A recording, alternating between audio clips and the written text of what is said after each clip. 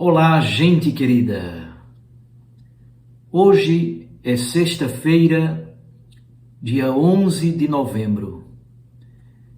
Estamos começando o 18º Congresso Eucarístico Nacional.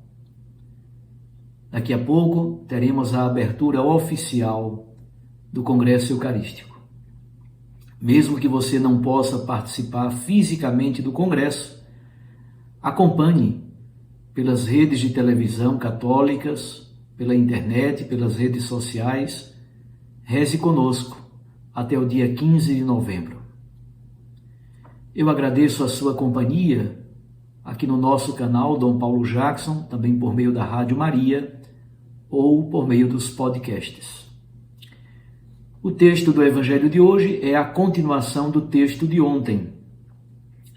Lucas 17, de 26 a 37.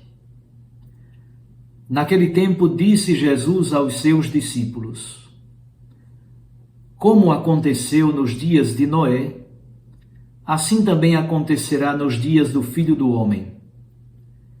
Eles comiam, bebiam, casavam-se e davam-se em casamento, até o dia em que Noé entrou na arca. Então chegou o dilúvio e fez morrer todos eles.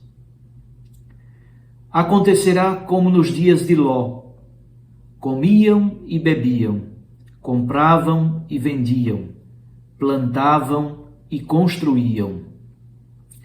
Mas no dia em que Ló saiu de Sodoma, Deus fez chover fogo e enxofre do céu e fez morrer a todos. O mesmo acontecerá no dia em que o Filho do Homem for revelado. Nesse dia, quem estiver no terraço, não desça para apanhar os bens que estão em sua casa.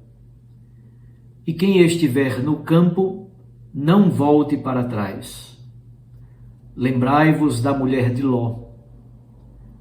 Quem procura ganhar a sua vida, vai perdê-la.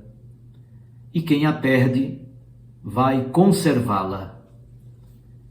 Eu vos digo, nesta noite, 2 estarão numa cama.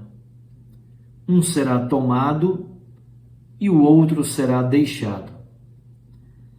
2 mulheres estarão moendo juntas. Uma será tomada e a outra será deixada. 2 homens estarão no campo. Um será levado e o outro será deixado. Os discípulos perguntaram: Senhor, onde acontecerá isso? Jesus respondeu: Onde estiver o cadáver, aí se reunirão os abutres. Palavra da salvação. Glória a vós, Senhor.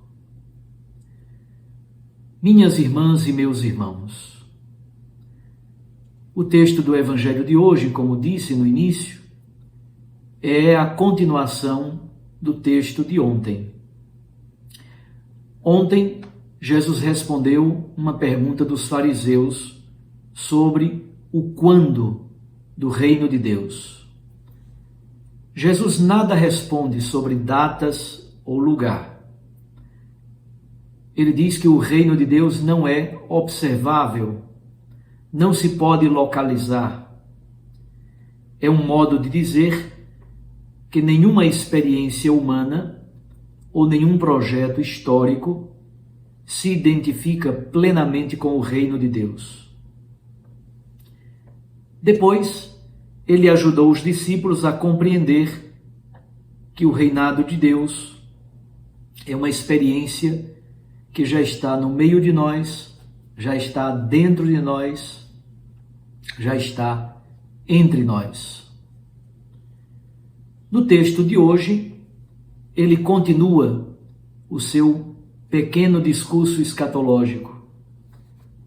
No Evangelho de Lucas, neste capítulo 17, há um pequeno discurso, e no capítulo 21, de fato, é o discurso escatológico propriamente dito.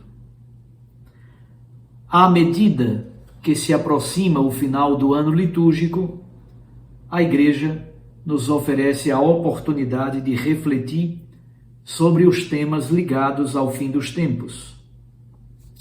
O nome disso é escatologia.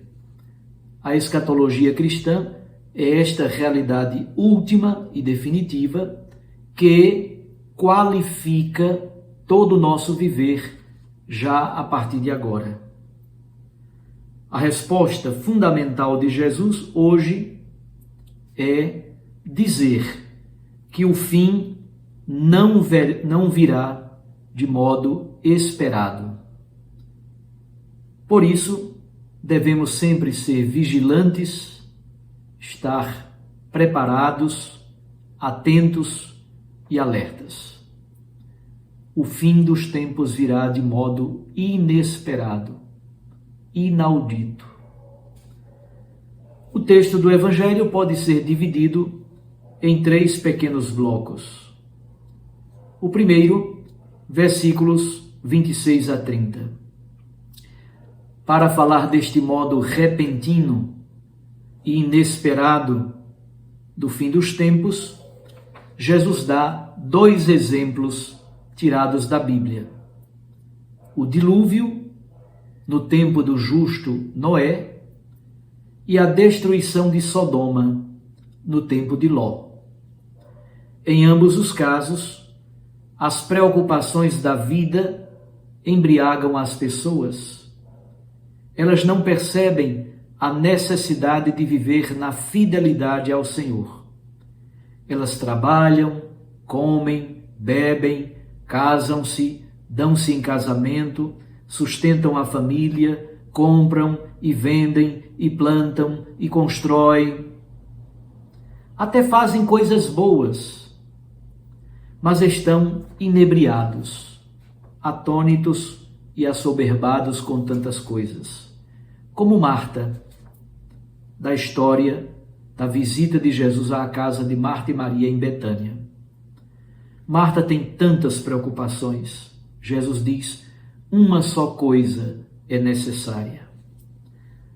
A conclusão desta micro-unidade do Evangelho de hoje é muito interessante.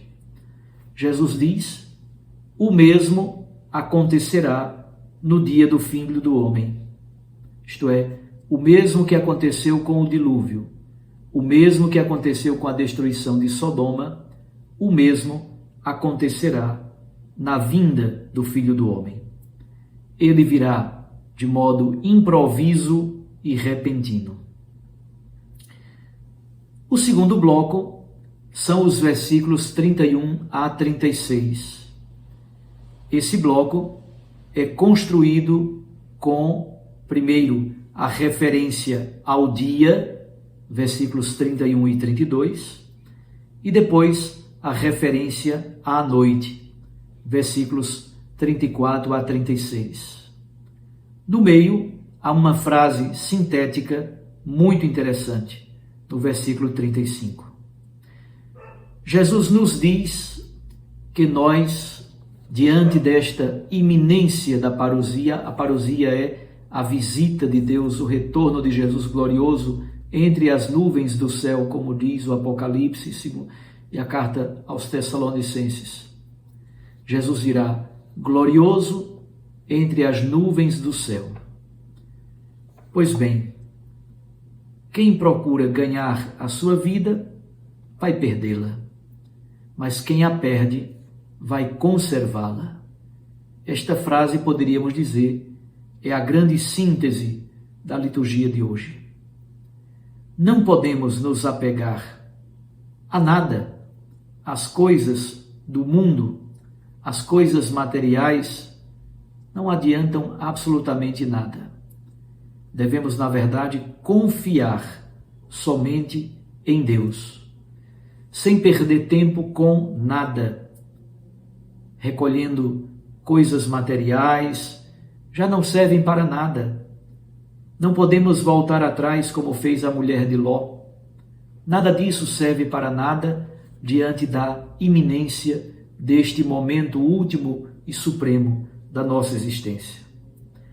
Enquanto todos riam e caçoavam, Noé preparou-se com calma para o dilúvio. Diante do anúncio do enviado de Deus, Ló partiu com determinação e sem demora. São os momentos fundamentais e determinantes da nossa existência. São decisões existenciais que determinam todo o rumo da nossa história. No centro desta unidade está exatamente o versículo que eu acabei de ler, o versículo 33. Revela exatamente como o cristão deve vigiar. A vigilância cristã consiste em amar, em servir, em colocar-se a serviço dos outros. É isso também que significa a Eucaristia, que nós estamos celebrando aqui no 18º Congresso Eucarístico Nacional. Quem pensa em conservar a sua vida, vai perdê-la. Mas quem gasta, quem entrega a sua vida, na verdade, vai ganhar a vida. Ganha a pérola preciosíssima que dá sentido de plenitude a toda a nossa existência. É assim que os servos de Deus devem vigiar. Devem vigiar na oração, na leitura e na vivência da palavra de Deus. Devem vigiar na caridade, no amor vivido e testemunhado. Jesus está dizendo exatamente que a espera do Filho do Homem consiste em entregar a vida assim como ele fez. Ofertar a vida em oblação pelo reino de Deus, pelos irmãos. Serão salvos exatamente os que fazem da vida um dom para os outros.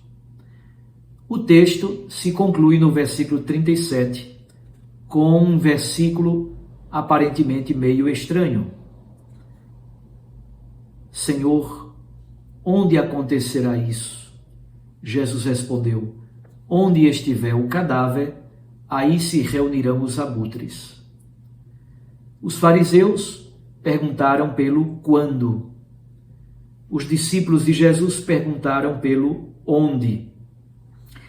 A resposta de Jesus, na verdade, é uma não resposta. É um modo de dizer: basta de perguntas.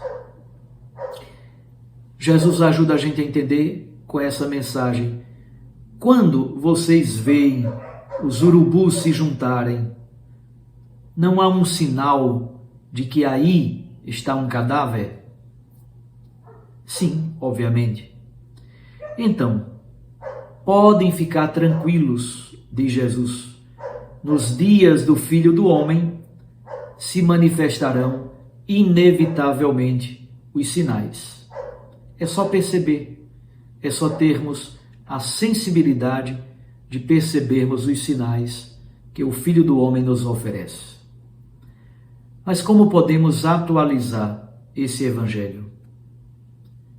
É importante saber que há o tempo, o dia, a hora do Filho do Homem. Todos nós nos confrontamos com este momento último e definitivo, e este momento último e definitivo qualifica a nossa vida já agora, hoje. Como é que nós esperamos este dia? Vigiando. Em que consiste a vigilância cristã? Quem quiser ganhar a vida, vai perdê-la. Mas quem gasta, quem entrega, quem oferece a vida por Deus, pelo reino de Deus e pelos irmãos, este sim vai ganhá-la, vai ter a plenitude de sentido para a sua existência. Esperar vigiando, amando, servindo, orando, lendo a palavra de Deus. Com fé, de lâmpada acesa, de caridade operosa. Assim deve ser a vida daqueles que esperam em Cristo Jesus. Um abraço a você. Fique com Deus e com sua Mãe Maria Santíssima. Eu os abençoo em nome do Pai e do Filho e do Espírito Santo. Amém. rezem conosco neste Congresso Eucarístico Nacional. Recorde que a palavra aquece o coração e a Eucaristia nos lança à missão.